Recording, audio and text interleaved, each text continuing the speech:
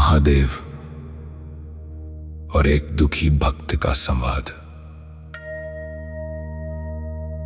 कैलाश पर्वत पर शांति छाई हुई है। मंद मंद हिमपात हो रहा है। महादेव ध्यानमग्न बैठे हैं। उनके समीप एक भक्त बैठा है जिसकी आंखों में थकान, दर्द और अनगिनत प्रश्न हैं। महादेव, मैं थक गया हूं।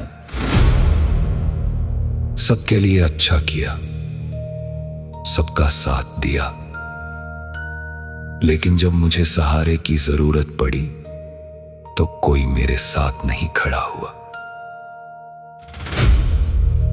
क्यों महादेव? क्यों हर बार मुझे ही परीक्षा देनी पड़ती है? महादेव। वत्स, क्या तुमने कभी स्वर्ण को आग में तपते देखा है? जिसे आभूषण बनना होता है उसे अग्नि से गुजरना ही पड़ता है। तुम दंड नहीं भोग रहे, तुम्हारा निर्माण हो रहा है। पर प्रभु, मैं टूट रहा हूं। मन में भय है, भविष्य अंधकार में लगता है। मैं लोगों से हंसकर मिलता हूं और भीतर से बिखर चुका हूं। तुम टूट नहीं रहे हो वत्स, तुम उस रूप से मुक्त हो रहे हो जो तुम्हारे लिए बना ही नहीं था। जिस दिन मनुष्य अपनी अपेक्षाओं को त्याग देता है, उसी दिन उसका भय समाप्त होने लगता है। तुम भविष्य की चिंता करते हो। क्या तुमने आज तक श्वास लेना सीखा? नहीं। फिर भी प्रत्येक श्वास तुम्हें मिल रही है। जो तुम्हें श्वास दे रहा है वही तुम्हारे कल का भी ध्यान रखेगा। लेकिन प्रभु, मैं अकेला हूं। कोई मुझे समझता नहीं। अकेले? जब भी तुम रोए मैं तुम्हारे साथ था। जब तुमने हार मानने का विचार किया, मैंने ही तुम्हारे भीतर जीने की इच्छा जगाई।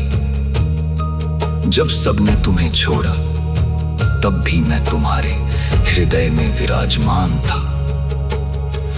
तुम मुझे ढूंढने मंदिरों में जाते हो,